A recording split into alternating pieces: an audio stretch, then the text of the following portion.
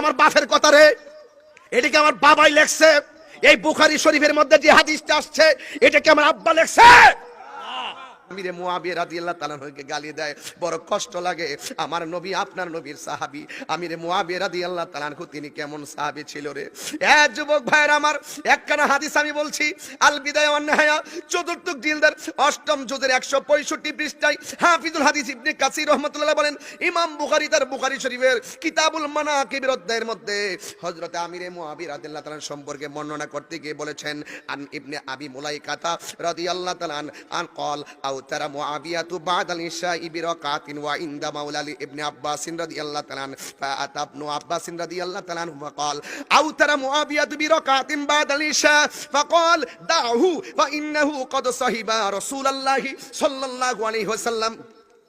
হযরত ইবনে আবি মুলাইকা থেকে বর্ণিত কালা তিনি বলেন, আউতারা মুয়াবিয়া তু বাদাল ইশা, ইশার নামাজের পরে হযরতে মুয়াবিয়া রাদিয়াল্লাহু তাআলা আনহু বেতরের নামাজ পড়লেন বিরাকাতিন, এক রাকাত, ওয়া ইনদা মাওলালি ইবনে আব্বাসিন, তখন ওই জায়গার মধ্যে আব্বাস রাদিয়াল্লাহু তাআলা আনহুর একজন গোলাম ছিল। ফা আতা ইবনু আব্বাস, ওই গোলামটা ইবনে আব্বাস রাদিয়াল্লাহু তাআলা আনহুর কাছে আসলেন। আয়েশা ফাকালা, অতঃপর বললেন, আউতারা মুয়াবিয়া তু বিরাকাতিন বাদাল ইশা, ইশার নামাজের পরে হযরতে মুয়াবিয়া রাদিয়াল্লাহু তাআলা এক রাকাত নামাজ পড়ছে। আব্বাস রাদিয়াল্লাহু তাআলার কাছে তার গোলাম আয়েশা কথাটা বলছে।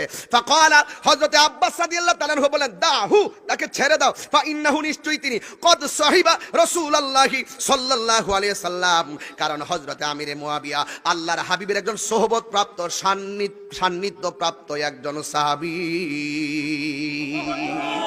এটা কি আমার বাপের কথা রে? এটা কি আমার বাবাই লেখছে? এই বুখারী শরীফের মধ্যে যে হাদিসটা আসছে এটা কি আমার আব্বা লেখছে? সাহাবী শব্দ ডাইরেক্ট উল্লেখ করা হয়েছে, ওরা সাহাবী শব্দ খুঁজে পায় না।